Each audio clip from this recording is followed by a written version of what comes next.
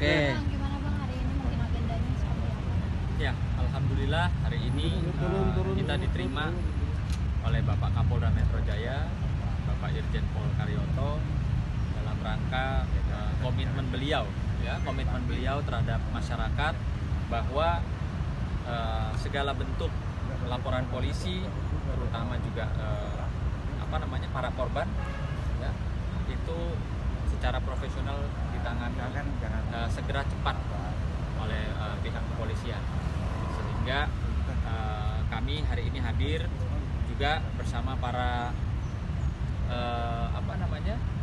korban-korban yang laporan polisinya sudah cukup lama, ya, entah ada kendala di mana, sehingga akan menjadikan atensi pihak kepolisian khususnya Polda Metro Jaya. Nah, dalam hal ini ada beberapa laporan polisi yang sudah juga ada di media, ya, tapi juga status atau kepastian hukumnya belum, sehingga tadi Bapak Kapolda bersama Bapak Kabitkum langsung menerima kami dan mengatensi perkara-perkara tersebut.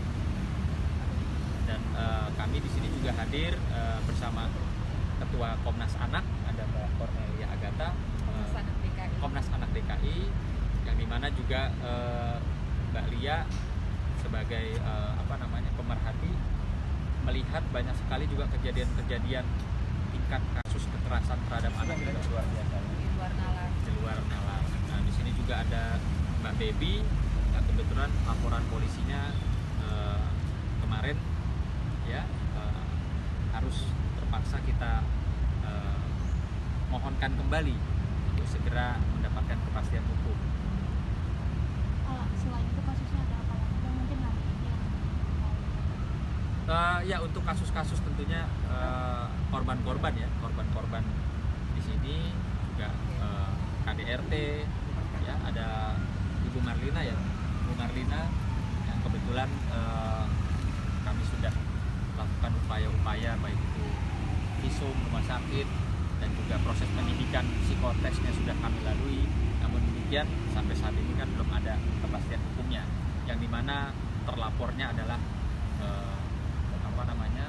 Bapak siapa namanya, Bu? Mansyardin Malik, ya, sebagai terlapor. Sampai saat ini juga belum ada kepastian hukumnya, sehingga kami merasa mengadukan kembali kepada Bapak Kapolda kita yang baru, sesuai dengan komitmen beliau.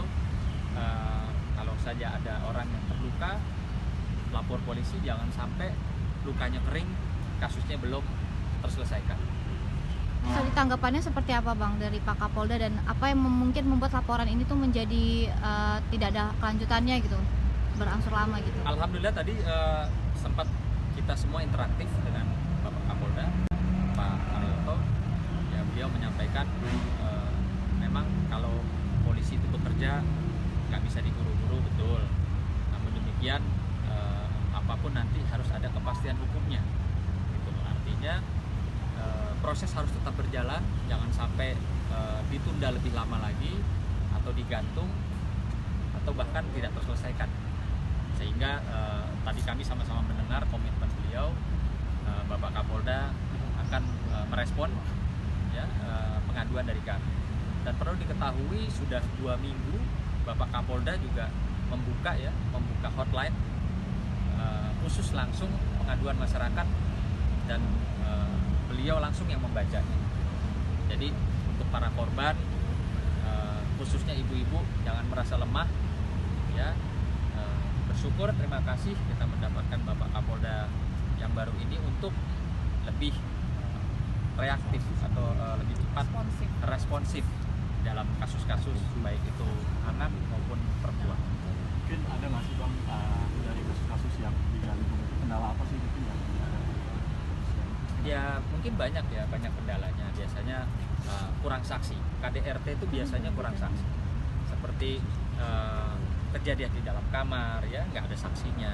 Namun demikian ini semua harus bisa diselesaikan.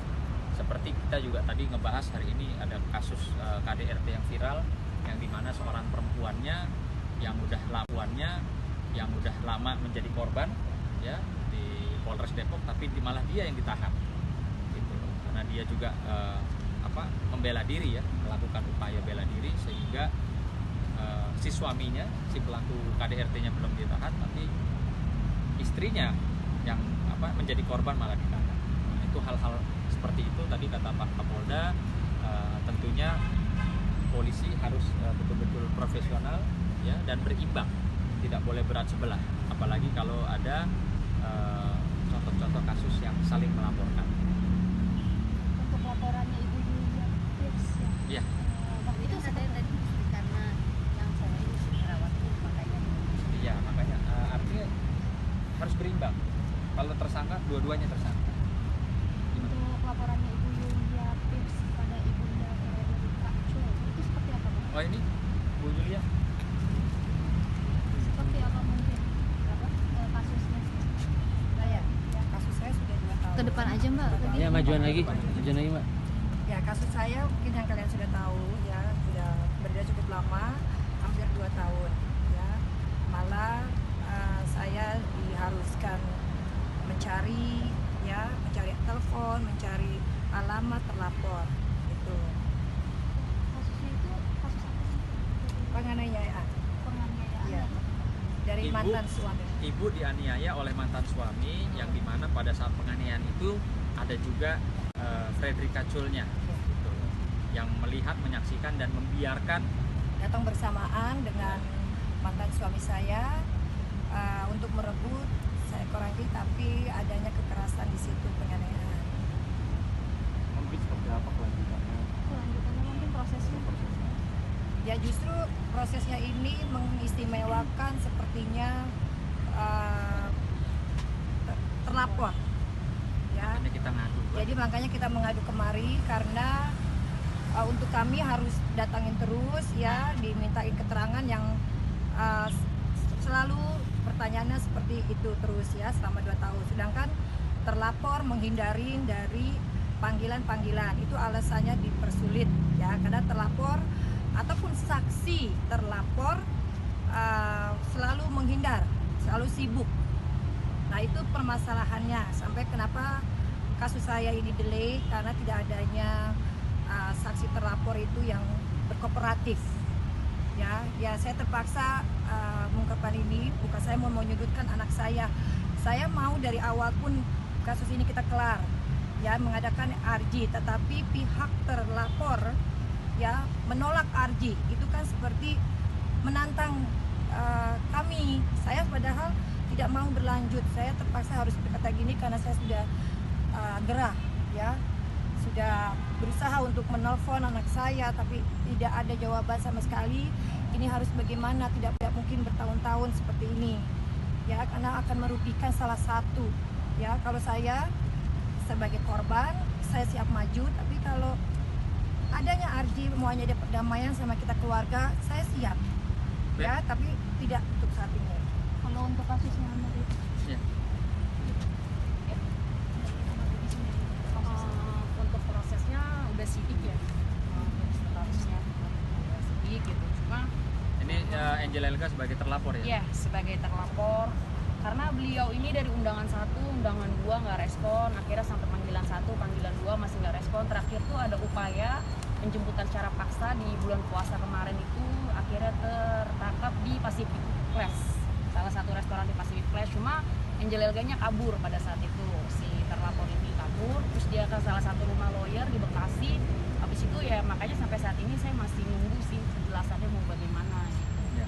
Jadi perlu diketahui untuk laporan dari Mbak Baby sendiri ini semenjak 2020, yang dimana menurut kacamata hukum sudut pandang saya adalah ini satu hal perkara yang tidak sulit ya, dalam arti ini sudah jelas ada di YouTube, bisa diakses, bisa dilihat oleh semua orang, bahwa ada statement, ada pernyataan ya dari seorang terlapor bahwa kata-katanya Mbak, Vicky Prasetyo dan keluarganya itu tidak bisa berubah, tabiatnya selalu melakukan penipuan terus. oke, perlu digarisbawahi Vicky Prasetyo dan keluarganya. Nah, keluarganya itu sampai detik ini bisa kita cek, bisa kita ketahui tidak ada terkait urusan hukum, baik itu laporan polisi mengenai penipuan ataupun kepastian hukum ataupun terpidana sebagai kasus penipuan. Jadi sudah jelas pencemarannya, terpenuhi unsurnya, sehingga seharusnya tidak perlu waktu lama ya untuk menjadikan terlapor tersangka dan prosesnya lanjut. Karena ini melihat waktu sudah sangat lama ya, 2020 dilaporkan, sekarang 2023 belum ada kepastian hukumnya. Sementara alat buktinya sudah diserahkan ya. Sudah semua. Ini satu peristiwa yang sebenarnya sangat-sangat mudah. Itu tadi yang menyatakan ya, si terlapor menyatakan bahwa keluarga Vicky adalah keluarga penipu. Bisa nggak membuktikan? Ada nggak putusan hukum atau laporan polisi bahwa keluarganya Vicky itu melakukan penipuan? Kan tidak ada. Artinya sesederhana itu kok urusannya. Tapi ada apa sampai sekian lama dari 2020 laporan kita, sehingga kami hari ini terpaksa mengadukan langsung kepada Bapak Kapolda Metro Jaya. Hambatannya apa? Ya, saya nggak tahu nanti, makanya biar nanti kan kita sudah ngadu nih, sebagai masyarakat kita sudah ngadu ya, nanti kita lihat saja perkembangan berikutnya seperti apa. Nah, begitu juga sama Ibu Marlina ya, terkait dengan laporan kami di tahun 2021 sampai dengan saat ini belum ada kepastian hukum, belum ada tersangkanya ya, padahal terlapornya masih warawiri ya di mana-mana. Jadi tadi juga sempat mengadukan juga sama Bapak Kapolda Metro Jaya, sehingga tadi Pak Kapolda juga memerintahkan Pak Kabinkum untuk menerima pengaduan dari kami. Untuk prosesnya sendiri mungkin proses selanjutnya seperti apa? Dari Ibu Marlina. Terakhir di Polda gimana? Jadi ini ya, ini yang menjadi perhatian dari Bapak Kapolda kita yang baru ini, Pak Karyoto. Orang menjadi korban lalu membuat laporan, namun demikian sampai dibuat lelah dalam proses hukumnya, sampai dia korban ini berpikir ya sudahlah, saya menyerah saja dalam proses hukum yang menyita waktu sekian lama gitu.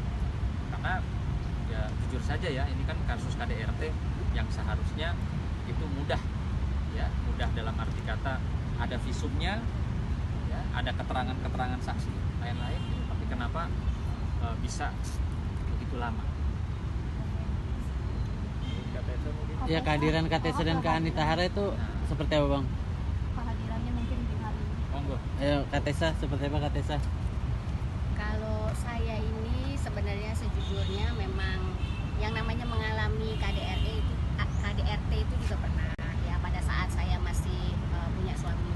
Dan kalau saya sebagai perempuan dan melihat banyak kasus teman-teman yang memang belum selesai, itu juga pasti ikut prihatin ya, kenapa kok ada kasus yang memang belum selesai. Dan mungkin juga ini disebabkan karena ya namanya ranah dari pengaduan teman-teman ini yang masih belum kuat gitu loh. Jadi entah dari mana gitu, dari bagian mana yang akhirnya terbengkalai gitu loh kasusnya, sampai akhirnya kok nggak dijalanin gitu, padahal sudah sampai bertahun-tahun. Mungkin kalau bisa dibilang ya karena kan perempuan tuh lemah ya, makhluk yang lemah, dan memang kita harus saling bahu-membahu, saling menolong supaya bisa terselesaikan kasusnya. Dan kalau dibilang semua orang itu kan kasusnya udah lama, harusnya dilupain aja, ya nggak segampang itu juga. Semua orang punya trauma masing-masing, dan kita pengennya ada keadilan di Indonesia terutama ya. Mungkin kalau di luar negeri lebih kuat gitu, kalau kita sekali ngadu, sekali apa bisa cepet selesai, bisa cepet terungkap. Kenapa sih ini kayak begini terjadi gitu? Nah, kenapa kita sekarang sampai menyuarakan, membawa keluhan, mungkin ya salah satunya bisa dibilang keluhan sampai kepada Bapak Kapolda, karena kita pengen segera dibantu supaya ini sebagai contoh bahwa di Indonesia ini yang namanya kasus hukum bisa segera terselesaikan dan sangat dibantu oleh pihak kepolisian untuk saat ini. Jadi tantangannya hari ini Saya sebagai supporter untuk teman-teman, karena memang teman-teman ini kan saya kenal sebenarnya udah lama nih, kita taunya bahwa kasusnya ternyata sampai sekarang yang saya ketemu kayaknya udah tahun lalu itu ya. Betul. Udah setahun lalu gitu udah ngomong, udah memviralkan, mempublikasikan, tapi ternyata ketemu ketemu lagi sama teman-teman ini dan ternyata masih belum selesai juga. Kalau Kak Anita seperti apa Kak Anita? Kalau saya juga di sini sebenarnya karena merupakan korban KDRT juga. Jadi saya tahu bagaimana dari sisi seorang perempuan yang ibaratnya kami dari kaum yang lemah, yang ibaratnya kami datang mengadu ke polisi sebenarnya untuk minta perlindungan dan kasus kami ini bisa diproses. Tapi nyatanya ya ini kejadian sama saya sendiri gitu kan, dan bukannya saya mendapat penyelesaian, malah dari yang saya laporkan ini membuat ayah saya menjadi seorang tersangka, memberikan laporan balik yang jelas-jelas tidak terjadi hal yang seperti dikatakannya, tapi ayah saya dijadikan tersangka. Dan saya bingung kok, padahal waktu wajib lapor harus hadir memberikan keterangan, saya lakukan semua bagian saya, apalagi saya menemani orang tua saya ya, waktu itu sudah usianya udah lanjut. Sedih sekali, nggak pernah selama ini seumur hidup nggak pernah berhubungan dengan kepolisian, hanya karena yang sekarang mantan saya itu membuat papa saya waktu itu menjadi tersangka, itu membuat dia harus bolak-balik ya. Tapi karena lamanya proses peradilan, dan jujur saya juga, kasus saya juga akhirnya terbengkalai sampai akhirnya papa saya meninggal. Polisi harus menelepon saya, bagaimana keadaan papa. Saya dengar beliau sudah tidak tiada. Kami memastikan untuk menutup kasus ini. Dan polisi harus sampai kayak seperti itu, sampai papa saya tiada, itu nggak terungkap gitu kan, siapa di sini yang benar atau yang salah. Itu sedih banget buat saya dan keluarga.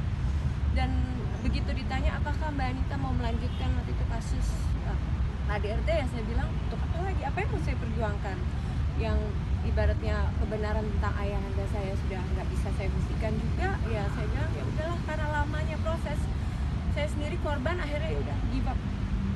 Ya udah nggak apa-apa deh, saya kayaknya saya nggak akan lanjutkan juga, malu juga, keluarga besar juga harus menghadapi yang namanya kasus kehilangan orang tua, harus membesarkan masalah ini gitu kan. Dan akhirnya saya berpikir ya udah deh, karena dari pihak polisian lama sekali, ini dari sisi saya gitu loh sebagai korban, Harus terasa speak up ya.